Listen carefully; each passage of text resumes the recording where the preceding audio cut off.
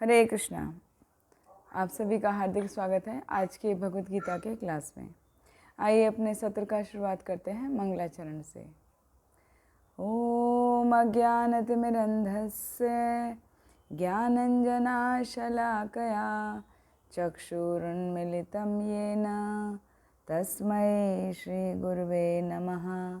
श्रीचैतन्यमनोभीष्टं स्थापितं येन भूतले स्वयं रूप कदा मह्यं ददाति स्वपदान्तिकं। नमो विष्णुपादाय कृष्णपृष्ठाय भूतले श्रीमते भक्तिवेदांत स्वामिनिति नामिने। नमस्ते सारस्वते देवे गौरवाणी प्रचारिणे निर्विशेष शून्यवादी पाश्चात देशतारिणे। जय श्रील प्रभुपाद। हरे कृष्णा। एक बार फिर आप सभी का हार्दिक स्वागत है आज की भगवद गीता के क्लास में, जिसमें हम 18वां अध्याय ले रहे हैं। और पिछले सत्र में हमने श्लोक संख्या 1 से 12 तक कवर किया था, जिसमें भगवान श्री कृष्ण ने अर्जुन को बताया था कि त्याग क्या है और संन्यास क्या है। तो वहाँ पर वर्णन करते हुए भगवान ने बताया था कि संन्यास वो है जो अपने काम्य कर्म का त्याग कर देता है। काम्य कर्म क्या? जो पर्सनल डिज़ायर को पूरा करने के लिए काम किए जाते हैं, उन काम को त्याग देता है, उसको संन्यास कहा जाता है। लेकिन साथ में अपने नित्य कर्म करता रहता है। जबकि त्यागी वो कहलाता है कि जो अपने सारे काम्य कर्म को, नित्य कर्म को करता रहता है और रिजल्ट की चिंता नहीं करता। क्या रिजल्ट मिलेगा उसके लिए वो पूरी तरह भगवान पर आश्रित रहता है। अभी आज के दूसरे सेक्शन में सीखने वाले हैं 13 से 17 में कर्म करने के 5 मुख्य कारण क्या हैं और उनको कैसे समझ सकते हैं। तो देखते हैं श्लोक संख्या 13। ये जो सेक्शन है वो 13 से 17 तक दिया गया है। तो देखते हैं श्लोक संख्या 13। पंचेतानि महाबाहो कारणानि निबोध में सांख्ये कृतान्ते प्रोक्तानि सिद्धये सर्व कर्मणाम। कोई अनुवाद पढ़ेंगे? वेदांत के अनुसार समस्त कर्म की पूर्ति के लिए 5 कारण हैं। अब तुम इन्हें मुझसे सुनो। थैंक यू प्रभु जी। हरे कृष्णा। तो भगवान कह रहे हैं कि कोई भी कार्य करने के लिए 5 कारण मुख्य होते हैं। जैसे हम देखते हैं कि जो भी कुछ भी कार्य हम करें, हर कर्म का कुछ ना कुछ फल अवश्य होता है। लेकिन जैसे कि पिछले श्लोकों में भगवान ने बताया कि जो व्यक्ति भगवान को समर्पित होकर कार्य करता है, उसके कर्म के बंधन नहीं होते, वो कर्म के बंधन में नहीं पड़ता। तो ऐसा कैसा संभव है? एक तरफ तो कहा जा रहा है कि हम जो भी कार्य करते हैं उसका कर्म का फल कुछ ना कुछ तो आता ही है। अच्छा कार्य करेंगे तो उसका सात्विक फल हमें भुगतना होगा। जो हम राजसिक गुण में कार्य करेंगे तो हमें राजसिक फल मिलेगा, और हम यदि आलस्य, प्रमाद आदि में रहकर कोई कार्य करेंगे तो उसका वो फल मिलेगा। तो हर कार्य का तो फल मिलता ही है। तो ऐसा कैसे है कि कृष्ण भावना भावित कार्य का कोई फल नहीं होता? तो ऐसा क्या है कि कर्म के फल हमें मिलते ही हैं? तो उसके लिए भगवान बता रहे हैं कि कोई भी कर्म है, यदि कर्म में हमें सफलता प्राप्त करनी है तो हमें ये जानना अत्यंत आवश्यक है कि हर कर्म हमारा 5 फैक्टर्स पर डिपेंड करता है। जो हमें कर्म का बंधन नहीं लगता, वो कर्म का बंधन इसलिए नहीं लगता क्योंकि उसका जो 5वां कारण है, जो 5वां फैक्टर है, एक भक्त उस पर पूरी तरह आधारित रहता है, उस पर आधारित रहते हुए कर्म करता है। तो वो 5 फैक्टर क्या हैं वो अगले श्लोक में भगवान ने बताए हैं। श्लोक संख्या 14। अधिष्ठानं तथा कर्ता करणं च पृथक् विधं विविधांश पृथक् चेष्टा देवं चैवात्र पंचमम्।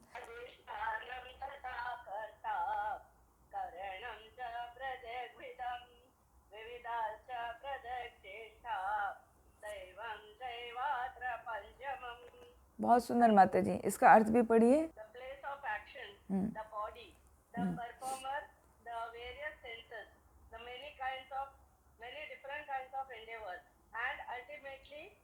rupa, soul. These are the 5 factors of action. Yes Hare Krishna. Yes, Hare Krishna, very good माता जी। हाँ, तो यहाँ क्या भगवान बता रहे हैं, 5 मुख्य कारण है। पहला अधिष्ठानम, अधिष्ठानम का मतलब होता है कर्म करने का स्थान, प्लेस। हाँ, फिर कर्ता, कर्ता मतलब डूअर, जो व्यक्ति कार्य करता है उसको कर्ता कहा जाता है। फिर है तीसरा कर्णम, कर्णम का मतलब है विभिन्न प्रकार की इंद्रियां, उपकरण या यंत्र जिनके द्वारा हम कोई कार्य करते हैं। तो हम जनरली किसके द्वारा कार्य करते हैं, हम इंद्रियों के द्वारा कार्यों को करते हैं। और विविधाश्रय पृथक चेष्टा, अलग अलग अनेक प्रकार की चेष्टाएं, हमारे एफर्ट्स। और देवम चैव आत्र पंचमम, जो 5वां कारण है वो है देव, यानी स्वयं भगवान परमात्मा। तो जो शरीर है उसको कर्म का स्थान माना जाता है।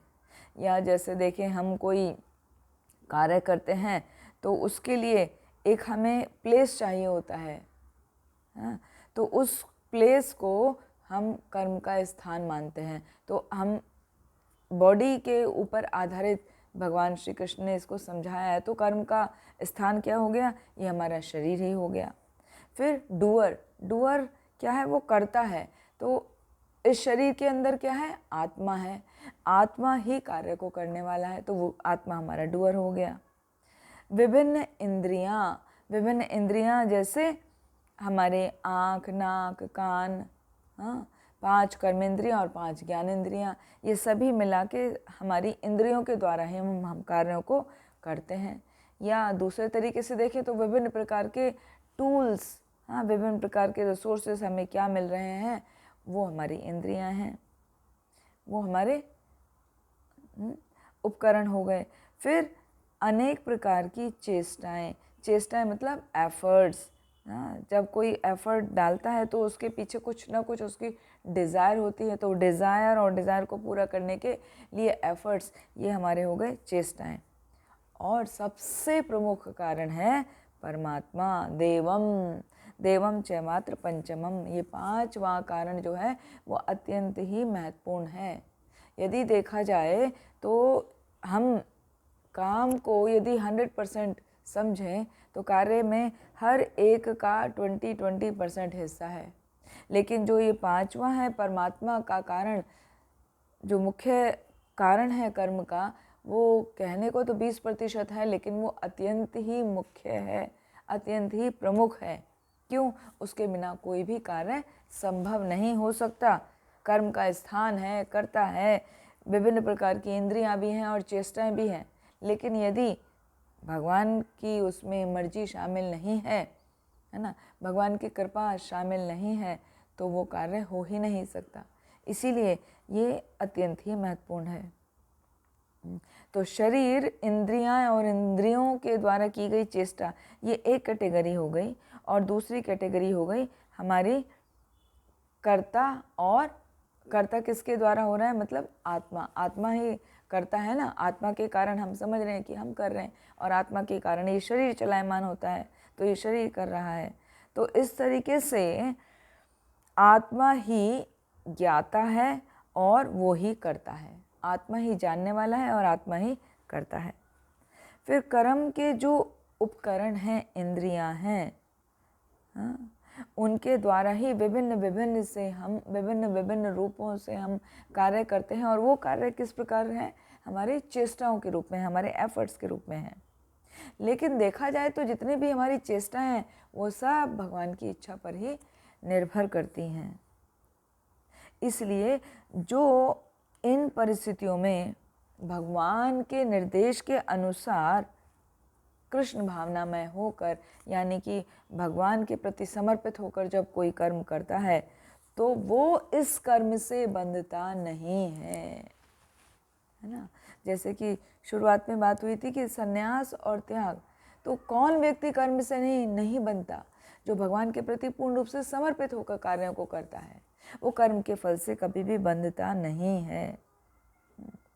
तो जो व्यक्ति पहले से ही समझ रहा है कि मैं कार्य को नहीं कर रहा हूँ, जो प्रमुख कारण है 5वां, उसी की कृपा के कारण ये शरीर चलायमान है, ये आत्मा चलायमान है, और उसी के वजह से हमारे हृदय में इच्छाएं प्रकट हो रही हैं, जिसके अंतर्गत हम विभिन्न चेष्टाओं को करते हैं।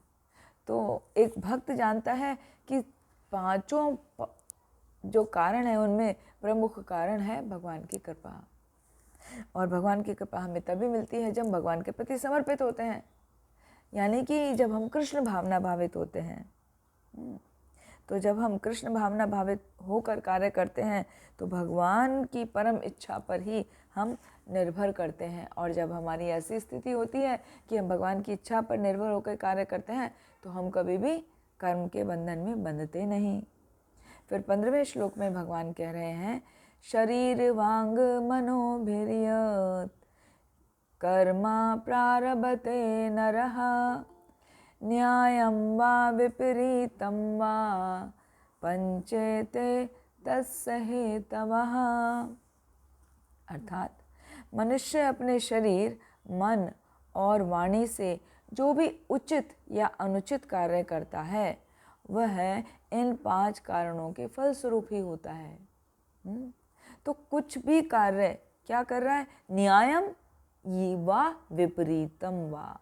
न्याय मतलब वो शास्त्रों के अनुसार जो कार्य कर रहा है, और विपरीतम वा मतलब जो उसके अपोजिट होकर कार्य कर रहा है, जो शास्त्रों के विरुद्ध जाकर कार्य कर रहा है। तो यदि कोई शास्त्रों के अनुसार कार्य कर रहा है या शास्त्रों के विरुद्ध कार्य कर रहा है, वो कुछ भी कार्य कर रहा है, किससे कर रहा है? वो कर रहा है अपने शरीर से, अपने मन से, अपनी वाणी से, है ना। तो कुल मिला के वो शरीर से, मन से, वाणी से उचित अनुचित जो कुछ भी कर रहा है, उस सब के पीछे वो 5 कारण ही प्रमुख हैं। उन 5 कारणों के ही कारण उसका शरीर चलायमान है, उसका मन चलायमान है, उसकी वाणी से वो बोल पाता है ना, और उसी के अनुसार वो उचित या अनुचित कार्य कर रहा है। तो कहने का अर्थ ये 5 कार्य ही इम्पॉर्टेंट हैं। फिर आगे और क्लियरली भगवान बता रहे हैं, तत्रैवं सति कर्तारं आत्मानं केवलं तु यः पश्यति अकृत बुद्धित्वात् न सा पश्यति दुर्मतिः। इसका अर्थ पढ़िए। जो इन 5 कारणों को न मानकर अपने आप को ही एकमात्र कर्ता मानता है, वह निश्चय ही बहुत बुद्धिमान नहीं होता और वस्तुओं को सही रूप में नहीं देख सकता। हाँ, हरे कृष्ण। हरे कृष्ण। थैंक यू माता जी, है ना। तो भगवान क्या कह रहे हैं? जो इन 5 कारणों को ना मानकर अपने आप को कर्ता मानता है, ये 5 कारणों को भुला देता है। वो 5 कारण क्या है? अधिष्ठानम, कर्म करने का स्थान, कर्ता, डूअर, कर्णम, विभिन्न प्रकार के इंद्रियाएं, और चेष्टा, हमारे एफर्ट्स, और 5वां देव, भगवान। तो ये 5 कारणों को जो ये नहीं मानता और 5 कारणों को न मानकर अपने आप को ही करता मानता है, नहीं मैं ही कर रहा हूँ, हाँ मैं जो सोच रहा हूँ मैं अपने हिसाब से ही कर रहा हूँ, तो वास्तव में वो व्यक्ति बुद्धिमान नहीं है। इसका अर्थ क्या हुआ? वो व्यक्ति मूर्ख है, मूर्ख होता है। और ऐसा व्यक्ति वस्तुओं को सही रूप से नहीं देख पाता। उसे लगता है, फॉर एग्जाम्पल, एक एग्जाम्पल लेते हैं। सपोज़ आपने कुछ बहुत मेहनत से कोई काम किया और आपको उसका फल पूरा नहीं मिला या बहुत कम मिला, तो आपको क्या लगता है? अच्छा, उसने मेरे काम में इस तरह अड़चन डाली, उसने मेरे काम को बुरा कहा, उसने मेरे काम में ये कमी निकाली, ये सारा वजह वो है जिसकी वजह से मुझे मेरा रिजल्ट नहीं मिला। और हम बिना बात की परेशान होते रहते हैं और किसी और व्यक्ति को उसका कारण समझ बैठते हैं कि उसकी वजह से मेरा कार्य में अड़चन आ गई, मेरा कार्य नहीं हुआ। साधारण तौर पर यही होता है। लेकिन भगवान बता रहे हैं कि ऐसी बात को जानना, समझना बुद्धिमानी नहीं है, ये मूर्खता है। वास्तविकता क्या है? कोई भी काम करने की सफलता या असफलता कुछ भी हमारे हाथ में नहीं है। वो सब कुछ ये 5 कारणों पर ही निर्भर कर रही है। तो जो बुद्धिमान व्यक्ति होता है वो परम कारण भगवान को ही मानकर अपने हर सफलता और असफलता को स्वीकार करता है। वो किसी को दोष नहीं देता, वो किसी बात को लेकर बहुत प्रसन्न नहीं हो जाता या किसी बात से बहुत दुखी नहीं होता। वो हमेशा भगवान को ही मुख्य कारण मानते हुए हर प्रकार के दुख सुख से परे रहता है। केवल 4 भौतिक कारणों को ही ना देखकर जो 5वां कारण है ना, भगवान को ही चरम माने।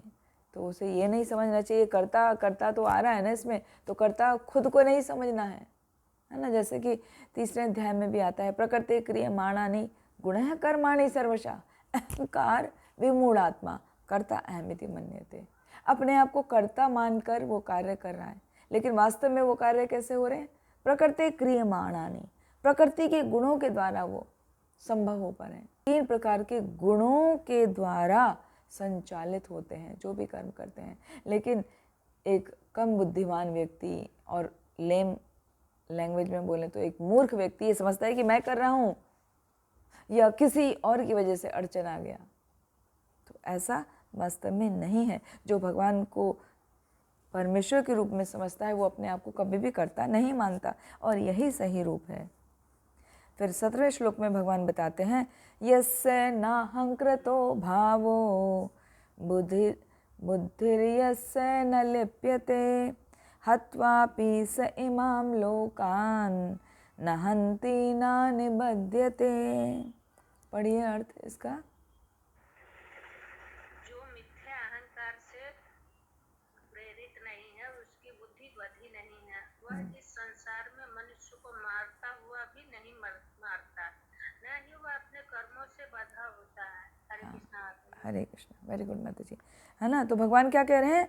ना नियस्य नाहंकृतो भावो, जो अहंकार से प्रेरित नहीं है। कौन सा अहंकार? कि मैं करता हूँ, मैंने किया, मैंने सेवा की, मुझे क्रेडिट मिलना चाहिए, मैं जो ये नहीं मानता है ना, उसको किसी प्रकार का मैं नहीं है, वो सब कुछ भगवान को ही समझ रहा है, वो कभी कर्मों से नहीं बनता। दूसरे बात क्या बता रहे हैं भगवान? जिसकी बुद्धि बंधी नहीं है। इसका मतलब क्या हुआ? बुद्धि बंधी का मतलब जो व्यक्ति कुछ भी कार्य करता है और अपने आप को ही मान बैठता है, हाँ भाई मैं बहुत इंटेलिजेंट हूँ, मैंने बहुत चतुराई से के साथ काम किया है ना, मैंने बहुत ही बुद्धिमानी से काम किया है और मेरे जैसा कोई इंटेलिजेंट नहीं है, तो वास्तव में उसकी बुद्धि बंधी हुई है। बुद्धि किसकी नहीं बंधी? जो ये मान के कर रहा है अरे मेरी इंटेलिजेंस तो कुछ भी नहीं है, जो कुछ आ रहा है वो भगवान की कृपा से प्राप्त हो रहा है और मैं नहीं कर रहा हूँ, भगवान मुझसे करवा रहे हैं। तो ऐसा व्यक्ति उसकी बुद्धि बंधती नहीं है। तो जो अहंकार से प्रेरित नहीं हो रहा, जो बुद्धि जिसकी बंधी हुई नहीं होती, वो अपने कर्मों के बंधन से बंधता नहीं है। और ऐसा ही व्यक्ति मनुष्यों को मारता हुआ भी नहीं मारता। ये मारता हुआ भी नहीं मारता का क्या मतलब है? जैसे यदि देखा जाए, एक एग्जाम्पल लेते हैं, वॉर हो रही है ना, बॉर्डर पर, सीमा पर, देश की सीमा पर वॉर हो रही है। अभी जो सबसे सीनियर अधिकारी है वो ऑर्डर देता है अपने सैनिकों को जाके लड़ाई करो और सामने वाले जो पार्टी है, दुश्मन जो सैनिक है उनको मार गिराओ। तो उसका अपने बॉस का, अपने सीनियर का आदेश को सुनकर सैनिक जाता है और उसको मार गिराता है। तो ऐसा सैनिक भले ही वो दूसरे को मार रहा है, लेकिन वो मारने के कर्म फल में नहीं बंध रहा। क्यों नहीं बंध रहा भाई? अभी तो कहा था कि हर कर्म में बंधता है, जो भी कार्य करता है बंधता है। वो इसलिए नहीं बंध रहा क्योंकि उसने अपने ऑर्डर, अपने बॉस का ऑर्डर को फॉलो किया। तो सबसे प्रमुख ऑर्डर कौन है? भगवान, है ना। तो जब हम भगवान की वाणी को, भगवान के जो नियम शास्त्रों में दिए गए हैं उनका पालन करते हैं, तो हम ना तो कभी बंधते हैं, और किसी के प्रति हमसे यदि गलत हो भी रहा है तो उसको भी कंसिडर नहीं किया जाता। वो मारता हुआ भी मरता नहीं। जैसे हमने सैनिक का उदाहरण दिया कि सैनिक मार रहा है तो भी सैनिक वो बंधता नहीं। उसके बजाय अभी वो छुट्टी पे घर आ जाए सैनिक, और छुट्टी पे आने के बाद भी वो अपनी मिसाइल गन लेकर, और सपोज़ उसका पड़ोस में किसी से झगड़ा हो गया तो अपना मिसाइल निकाल कर लेकर आए, मिसाइल गन, और वहाँ शूट कर दे, डग डग डग डग डग डग करके पूरा। तो क्या उसको कर्म का बंधन वहाँ लगेगा या नहीं लगेगा? वहाँ पर उसको कर्म का बंधन लगेगा। क्यों? क्योंकि अभी उसने कोई ऑर्डर फॉलो नहीं किया, गवर्नमेंट की तरफ से कोई ऑर्डर नहीं फॉलो किया, उसने अपनी मन की मर्जी किया। तो ऐसा करने से क्या होगा, कोई भी पुलिस को फ़ोन करेगा, पुलिस आएगी, उसको लेकर जाएगी और उसके ऊपर केस लगेगा, उसको मर्डर करने के उसमें पूरी उम्र सज़ा मिल सकती है या उसको भी फांसी की सज़ा दी जा सकती है नियम तोड़ने के कारण। तो बिल्कुल ऐसे ही भगवान के नियम कार्य करते हैं। जो भगवान के नियम हैं, जो व्यक्ति उनको तोड़ता है वो कर्म के बंधन में बंधता जाता है, उनको जेल की हवा खानी पड़ती है। जेल की हवा मतलब ये संसार जो है वो जेल के सदृश है। हमें यहाँ बार बार आना पड़ता है, कैदियों की तरह हमें संसार में रहना पड़ता है। हमें जो हमारे कर्मों के अनुसार लिखा है उसके अनुसार हमें सुख सुविधाएं प्राप्त होती हैं, कम या ज़्यादा, और वो सब भोग के फिर हम जो भी कार्य करते जाते हैं, यदि हम फिर भी नहीं समझते, भगवान के प्रति समर्पित नहीं होते, भगवान की सेवा में नहीं लगते, शास्त्रों के नियम का पालन नहीं करते, तो क्या होता है, हम बार बार उस बंधन में बंधते चले जाते हैं और ये साइकिल कभी भी ख़त्म नहीं होता, नॉन एंडिंग साइकिल चलता रहता है।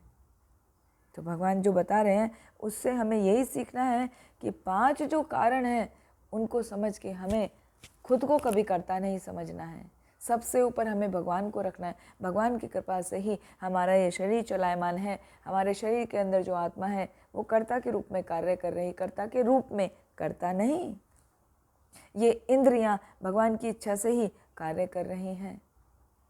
ये विभिन्न प्रकार की जो चेष्टाएं हमारे हृदय में उत्पन्न हो रही हैं, कार्य करने की जो इच्छाएं उत्पन्न हो रही हैं, वो भी भगवान के ही कृपा के रूप में प्रकट हो रही हैं। क्यों? कभी तो हमने इच्छा की थी ना, तो भगवान हमारी इच्छा को पूरी कर रहे हैं अभी। इसी के लिए ये साइकिल चलता रहता है। तो इसको हम तभी खत्म कर पाते हैं जब हम पूर्ण रूप से भगवान के प्रति समर्पित हो जाते हैं, कृष्ण भावना भावित हो जाते हैं। भगवद गीता में श्रील प्रभुपाद ने कहा है कि जो व्यक्ति कर्म के कारण को, उपकरण को कर्ता रूप में अपने आप को और परम निर्देशक के रूप में परमेश्वर को मानता है, वो प्रत्येक कार्य को करने में पूर्ण सक्षम है। उसको किसी भी कार्य में असफलता का सामना नहीं करना पड़ता। तो सबसे महत्वपूर्ण है भगवान को केंद्र बिंदु में रखकर अपने सभी कार्यों को करना। ये नहीं कि अपने को केंद्र बिंदु में रखकर और फिर कार्य करना।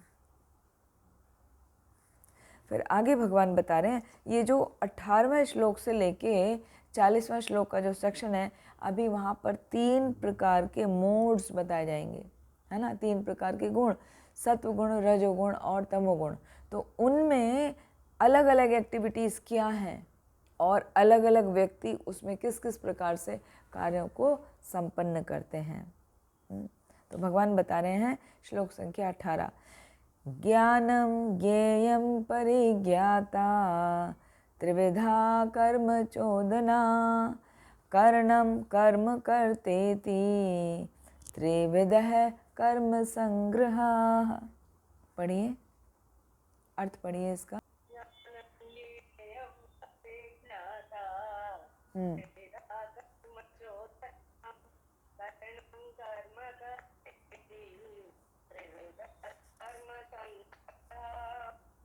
जी माता।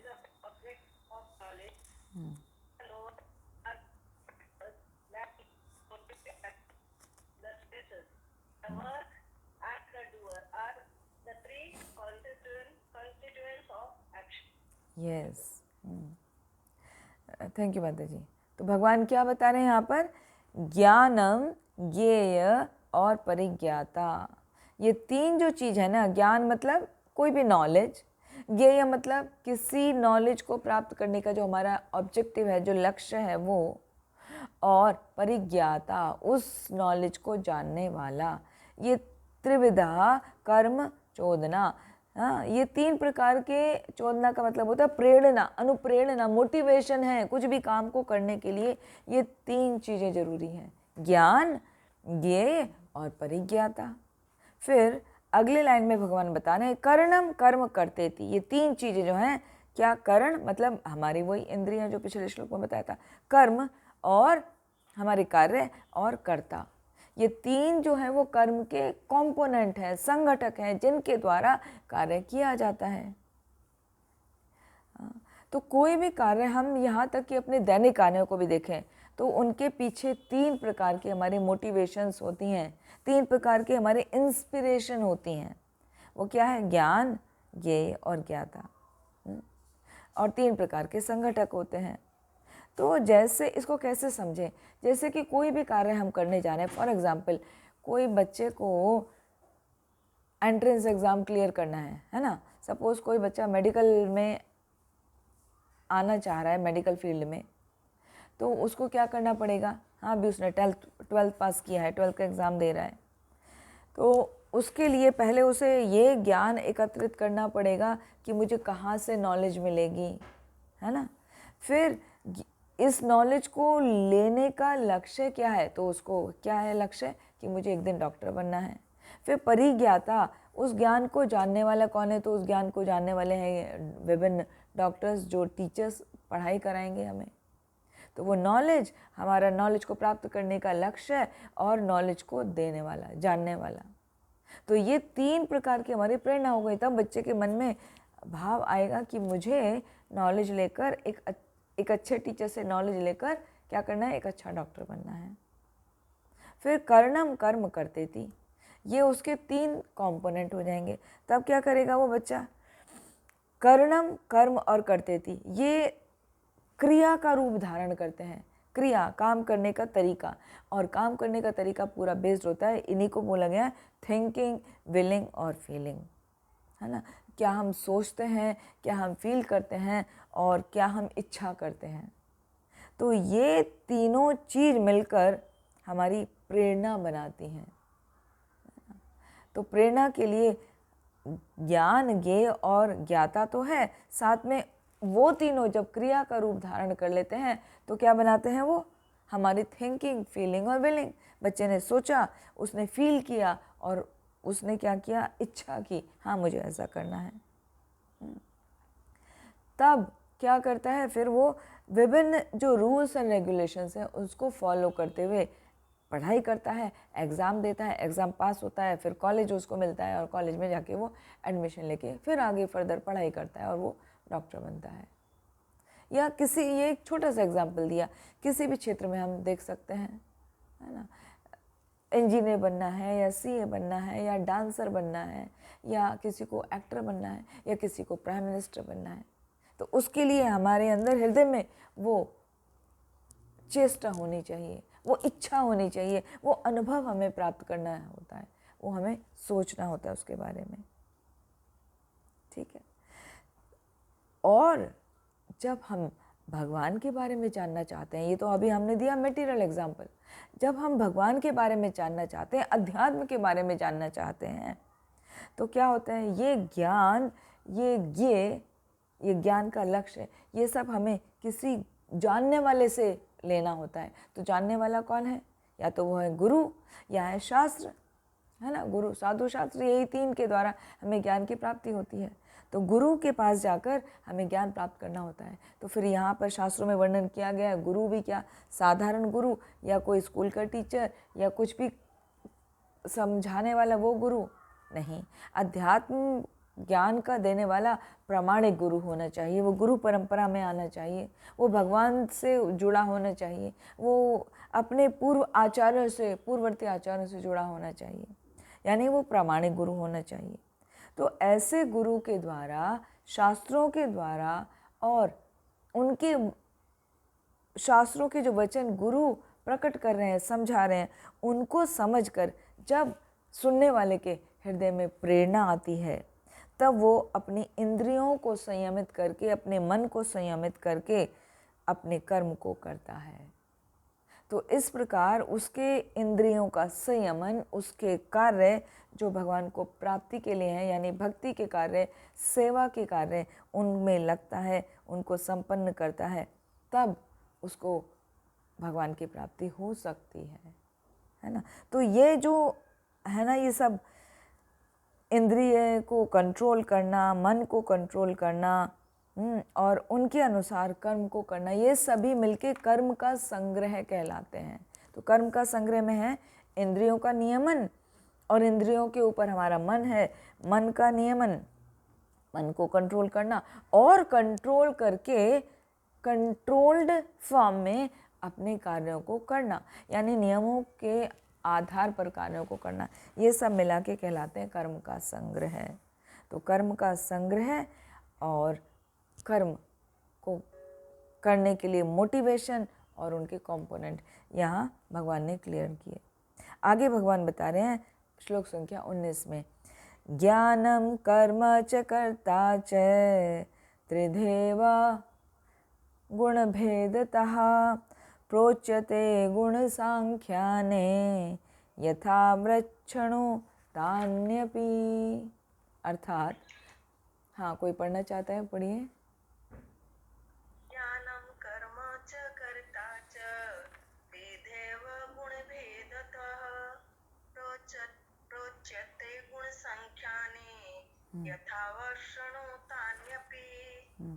प्रकृति के 3 गुणों के अनुसार ही ज्ञान, कर्म तथा कर्ता के 3 भेद हैं। अब तुम उसे इन्हें सुनो। हरे हाँ, कृष्ण। हरे कृष्णा, वेरी गुड माता जी। हाँ, तो भगवान बता रहे हैं ये 3 गुण हैं।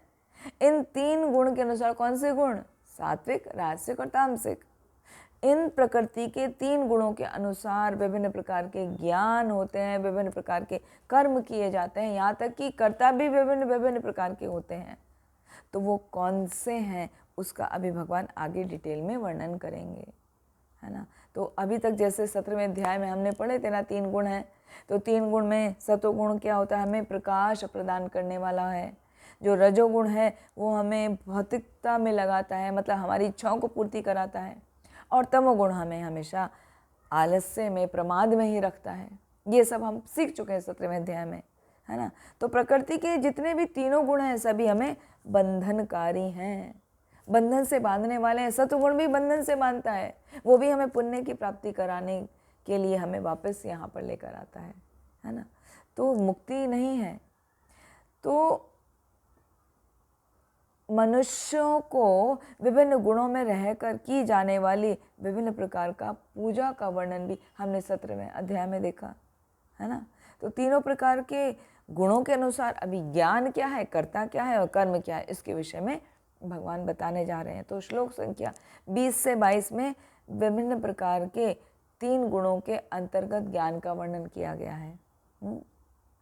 और इसमें श्लोक संख्या 20 में आ रहा है सात्विक ज्ञान। सात्विक ज्ञान का वर्णन है, सर्वभूतेषु येनैकं भावम् अव्ययम् ईक्षते अविभक्तं विभक्तेषु तज्ज्ञानं विद्धि सात्विकम्। यहाँ भगवान कह रहे हैं कि जिस ज्ञान से अनंत रूपों में विभक्त सारे जीव एक ही अविभक्त आध्यात्मिक प्रकृति देखे जाते, जीवों में एक ही अविभक्त आध्यात्मिक प्रकृति देखी जाती है, उसे ही तुम सात्विक जानो। इसका अर्थ क्या हो गया? इसका मतलब ये हुआ कि जो विभिन्न प्रकार के जीव हैं उन सभी में जो सत्व ज्ञान में रहता है वो सभी में एक ही को देखता है। वो हर एक के हृदय में परमात्मा को ही देखता है। शुनि चेवा शपाके चा पंडित है समदर्शना। चाहे वो कुत्ता है, चांडाल है, पंडित है, गाय है, घोड़ा है, हाथी है, बैल है, मनुष्य है, कुछ भी योनि है, उन सभी में वो परमात्मा का ही दर्शन करता है। उसका लेवल इतना विकसित होता है, वो और कुछ नहीं देखता, वो अलग अलग रूपों को नहीं देखता। वो कहता है भले ही अलग अलग रूप दिख रहे हैं, शरीर अलग है, लेकिन सबके अंदर एक आत्मा है, वही परमात्मा का अंश है। यहाँ तक कि चाहे देवता ही क्यों ना हो, चाहे जलीय जंतु ही क्यों ना हो, चाहे कोई पेड़ पौधा ही क्यों ना हो, वो सब में एक आत्मा जो परमात्मा का अंश है उसी का दर्शन करता है।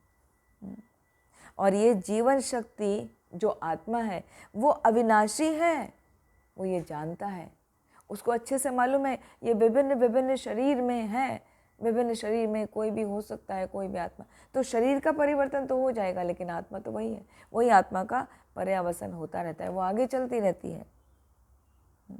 तो ये जो भेदभाव है वो आप वास्तव में आपस में शरीरों के भेद होने के कारण है।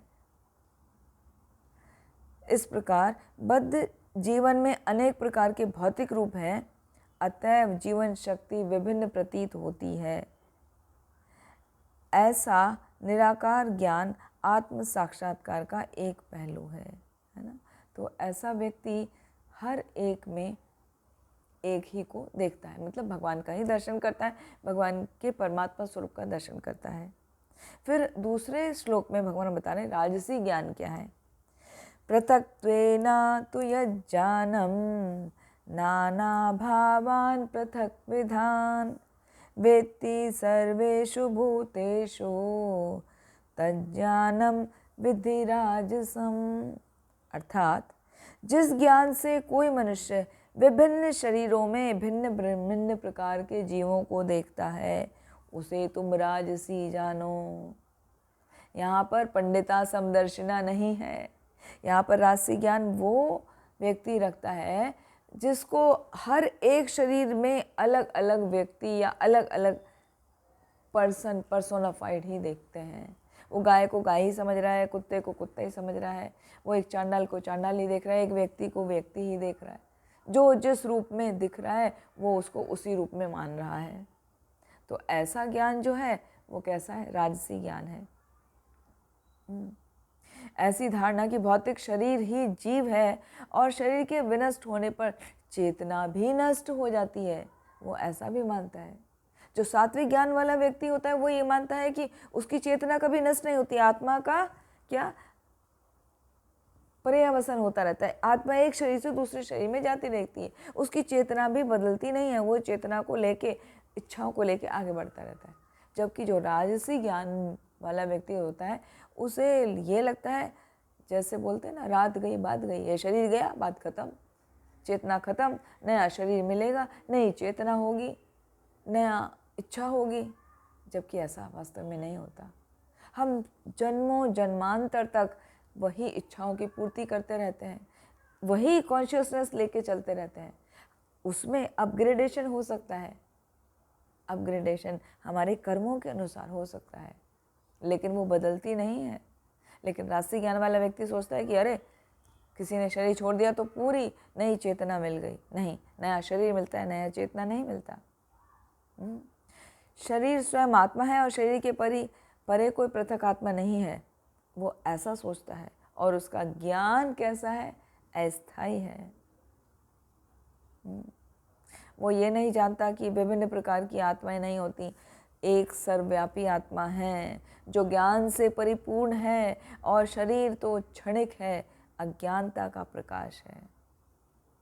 तो इस तरह की बातों को न मानकर वो क्या कर रहा है? वो शरीर के परे जीवात्मा को ही समझ रहा है और शरीर को ही आत्मा मान ले रहा है। कहते हैं ना, जैसे कोई व्यक्ति कहता है कोई दुखी होता है तो मेरी आत्माओं को कष्ट मत दो, मुझे कष्ट मत दो, वो शरीर को ही आत्मा मान बैठता है। तो ऐसा ज्ञान है राजसी ज्ञान। फिर भगवान बता रहे हैं तामसिक ज्ञान। यत्तु कृत्स्नं वदे कस्मिन् कार्यसक्तम् अहेतुकम् एतत्त्वार्थवदल्पं च तत्तामसमुदाहृतम्। अर्थात वो ज्ञान जिससे मनुष्य किसी एक प्रकार के कार्य को जो बहुत ही तुच्छ है, व्यर्थ है, उसको सब कुछ मानकर सत्य को जाने बिना उस कार्य में लगा रहता है, ऐसे कार्य को तामसी कहा जाता है। हाँ, जहाँ पर भी हमारा मन बन गया अब हम बस यही काम करेंगे, अब चाहे कुछ भी हो जाए, ऐसा सोचता है। श्रील प्रभुपाद लेक्चर्स में बताते हैं, जैसे साइंटिस्ट होते हैं, वो क्या मन फोकस कर लिए कि बस अब हमें यही करना है, वही करते जाते हैं, डीप ड्रिल करते जाते हैं, रिसर्च पे रिसर्च, रिसर्च करते जाते हैं। तो ऐसे ज्ञान को तामसिक ज्ञान की तुलना की है। वास्तव में क्या है? प्रत्येक कार्य को हमें समझना चाहिए कि किस लिए हो रहा है। ठीक है, राजसी भी ठीक है। यदि हमें अपने जीविका उपार्जन के लिए कोई कार्य में लगना है तो उतना ठीक है, लेकिन कर्म के फल को भगवान को ऑफर करना है। ये नहीं कि बिना सत्य को जाने बस कार्य में लिप्त हैं, लगे हैं, उसका क्या फल होगा, उससे हमें क्या मिलेगा, उसको नहीं जानते। और ऐसे कार्यों का फल एक ही होता है, तमोगुण, आलस्य, प्रमाद। जो व्यक्ति प्रमाणों से या शास्त्रीय आदेशों के माध्यम से ज्ञान अर्जित नहीं करता, उसका ज्ञान शरीर तक ही सीमित रहता है। वो खाली शरीर के सेटिस्फेक्शन के लिए ही सब कुछ कार्य करता है। उसे शास्त्र में क्या कहा गया है उसकी कोई चिंता नहीं रहती। उसके लिए तो बस पैसा मिल जाए, धन, मनी, पावर, यही पैसा है ना, यही ईश्वर है। और ज्ञान का मतलब हमारी इच्छा पूरी होनी चाहिए, हमें हर प्रकार की सुख सुविधाएं उपलब्ध होनी चाहिए, हमें किसी प्रकार की कोई कमी नहीं रहनी चाहिए। इसी को वो ज्ञान समझता है।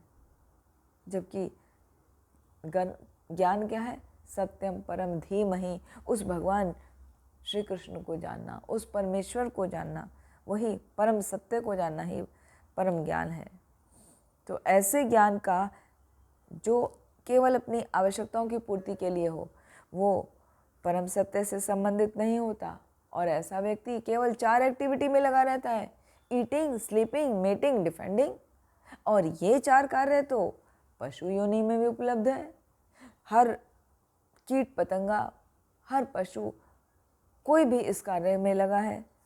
तो उससे क्या फ़ायदा यदि हम मनुष्य शरीर पाकर भी ये 4 एक्टिविटी में ही लगे रहें। तो यदि ऐसे एक्टिविटी में लगे रहें और ज्ञान अर्जित करते रहें, फिर भी यही एक्टिविटी में लगे रहें, तो ऐसे ज्ञान को तामसिक ज्ञान कहा गया है। जो सात्विक ज्ञान है, भगवान यहाँ पे श्रील प्रभुपाद कंक्लूड करके बता रहे हैं तीनों श्लोक को एक साथ, कि सात्विक ज्ञान है उस शरीर से परे आत्मा के ज्ञान को जानना, वो सात्विक ज्ञान है। और जो हम विभिन्न प्रकार के लौकिक तर्क, चिंतन, सिद्धांत इत्यादि का पालन करते हैं अपना जीविकोपार्जन के लिए या अपने ज्ञान अर्जित करने के लिए, वो सब राजसी हैं। और जो केवल अपने शरीर को सुखमय बनाने के लिए ही ज्ञान अर्जित करते हैं, वो तो ज्ञान तामसी है। अब आगे के 3 श्लोकों में भगवान 3 प्रकार के कर्म बता रहे हैं। ये थे 3 प्रकार के ज्ञान, 3 मोड में। अभी तीनों गुण के अंतर्गत हम क्या क्या कर्म करते हैं। तो श्लोक संख्या 23 में सात्विक कर्म के बारे में भगवान ने बताया है। नियतम संगरहितम अराग द्वेषतः कृतम अफल प्रेप्सुना कर्मा यत्तत् सात्विकम उच्यते। भगवान बता रहे हैं नियतम संगरहितम, जो कर्म संग रहित है, मतलब आसक्ति से परे है और जो कंट्रोल्ड है। राग द्वेषतः कृतम, राग और द्वेष की इच्छा के बिना किया जाता है। राग मतलब अटैचमेंट, द्वेष मतलब एनवी। ना तो हमें किसी से एनवी है, ना तो हमें किसी के प्रति अटैचमेंट है। उससे रहित होकर जो कर्म किया जाता है और जो कंट्रोल वे में किया जाता है, ऐसा कर्म हमेशा सात्विक कर्म कहलाता है। और जो हम कर्म के वशीभूत होकर, फल के वशीभूत होकर इच्छा के अनुसार कार्य करते हैं, वो राजसिक और तामसिक होते हैं। तो जैसे एक डिवोटी का, एक भक्त का जीवन होता है, तो भक्त हमेशा भगवान के प्रति समर्पित होता है। और वो समर्पित होकर उसकी क्या इच्छा होती है, हृदय की इच्छा।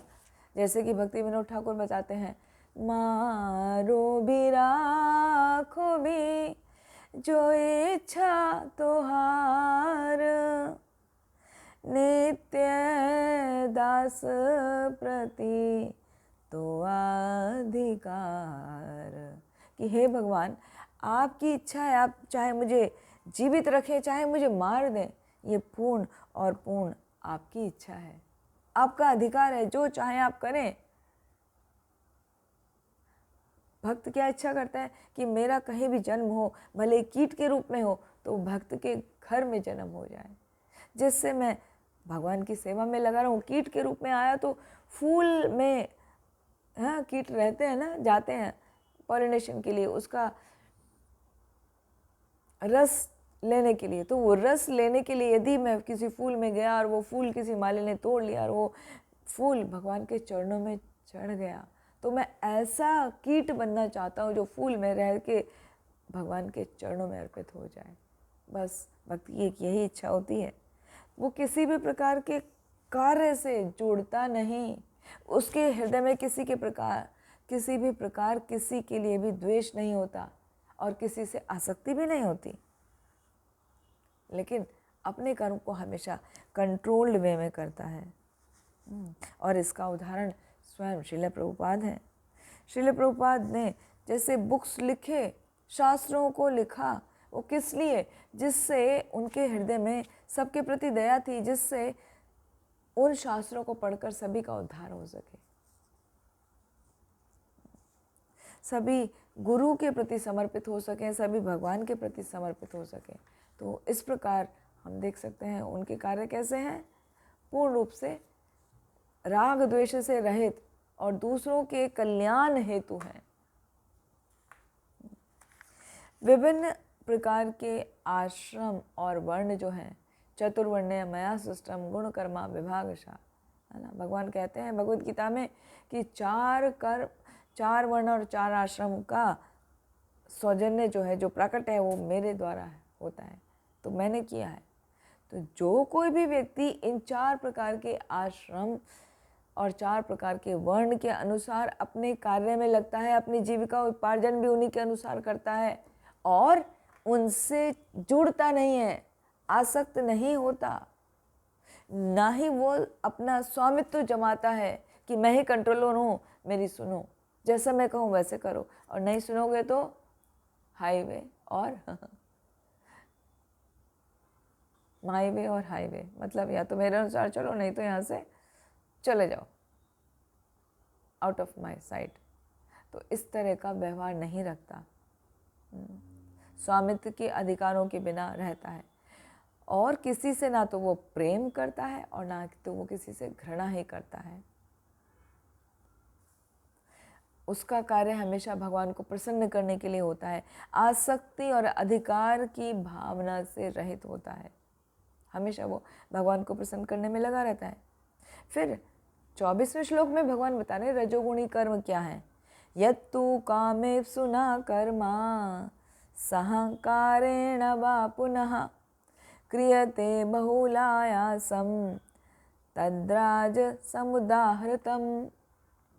अर्थात भगवान कह रहे हैं कि जो कार्य अपनी इच्छा की पूर्ति के लिए किए जाएं और विभिन्न प्रयास करके किए जाएं, अपने फॉल्स ईगो को सेटिस्फाई करने के लिए किए जाएं, ऐसे कार्यों को रजोगुणी कार्य कहा गया है। तो अपने ईगो को सेटिस्फाई करने के बजाय भगवान को समर्पित होकर कार्य करने चाहिए। जैसे कि श्रीमद् भागवतम के 5वें स्कंद में आता है, वहाँ पर ऋषभ देव अपने पुत्रों को उपदेश देते हैं, नायम देहो देह भाजान लोके कष्टान कामान अर्हते विड्भुजाम ये तपो दिव्यम पुत्र का ये न सत्वम शुद्धयेत अस्मात् ब्रह्म सौख्यम त्वनंतम। ऋषभ देव अपने पुत्रों से कह रहे हैं कि हे पुत्रों, भगवान को प्रसन्न करने के लिए कार्य करने चाहिए, ना कि अपनी इंद्रिय तृप्ति करने के लिए, ना कि अपने आप को प्रसन्न करने के लिए। भगवान को प्रसन्न करने के लिए हमें तपस्या करनी चाहिए, तो अपनी इच्छा पूर्ति के लिए नहीं, अपने मिथ्या अहंकार को पूर्ण करने के लिए नहीं, सिर्फ और सिर्फ भगवान के लिए, भगवान के प्रसन्नता के लिए सेवा भाव से प्रेम पूर्वक कर्म को विभिन्न प्रकार कर्म को करना चाहिए और विभिन्न प्रकार की तपस्याओं का पालन करना चाहिए। फिर अगले श्लोक में भगवान बता रहे हैं तामसी कर्म क्या है। अनुबंधम क्षयम हिंसाम अनपेक्षे च पौरुषम मोहात् आरभते कर्मा यत्तत्तामसम् उच्यते।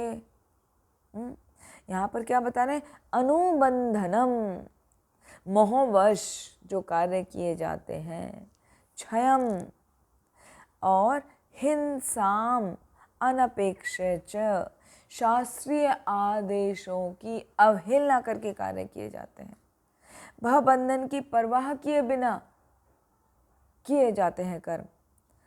हिंसाम च, हिंसा के द्वारा और अनपेक्षित, दूसरों को दुख पहुंचाने के लिए कार्य किए जाते हैं बिना परिणाम जाने। कई बार कार्य करते हैं ना, हमने सोचा ही नहीं कि हमारा तो फ़ायदा हो रहा है लेकिन दूसरे का नुकसान हो रहा है, वो विचार ही नहीं करते। तो ऐसे कार्यों को तामसिक कार्य कहा जाता है। तो हमेशा कार्य करने से पहले हमें सोचना चाहिए कि हमारे इस कार्य से दूसरे को हानि तो नहीं हो रही है, दूसरे को तो परेशानी नहीं हो रही है। यदि हो रही है तो ऐसे कार्य को नहीं करना चाहिए, भले वो आपके फ़ायदे का हो, क्योंकि उससे आपके फ़ायदे से दूसरे को दुख हो रहा है ना, तो ऐसा कार्य नहीं करना चाहिए। तो भगवान हर कार्य का लेखा जोखा रखते हैं, और उनका लेखा जोखा कौन करता है? पूरा चित्रगुप्त। चित्रगुप्त जो हैं वो भगवान के दूत हैं। भगवान के दूत के रूप में वो हमारे हर कार्य का लेखा जोखा रखते हैं, और यमदूत जो हैं उसका हमें फल प्रदान करते हैं।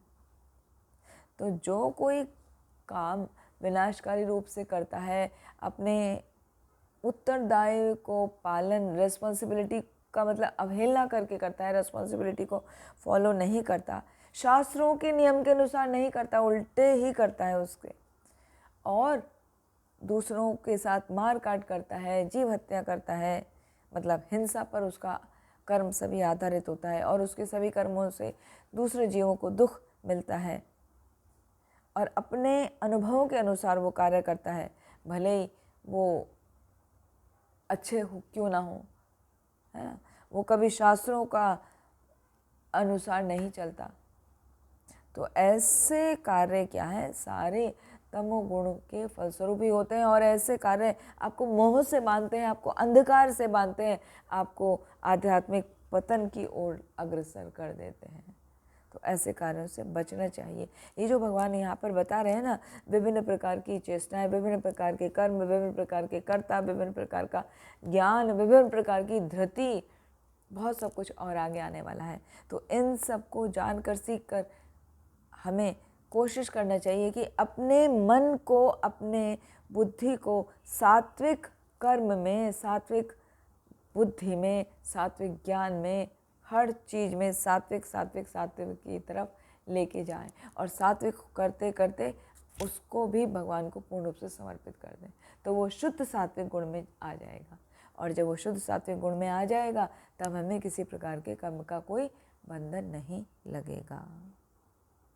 आज यहीं पर विराम देते हैं। अगली बार अगले सत्र में श्लोक संख्या 26 से आगे लेंगे। ठीक है। हरे कृष्णा। वांछा कल्पतरुभ्यश्च कृपा सिंधुभ्येव च पतितानां पावनेभ्यो वैष्णवेभ्यो नमो नमः। किसी का कोई प्रश्न है तो पूछ सकते हैं।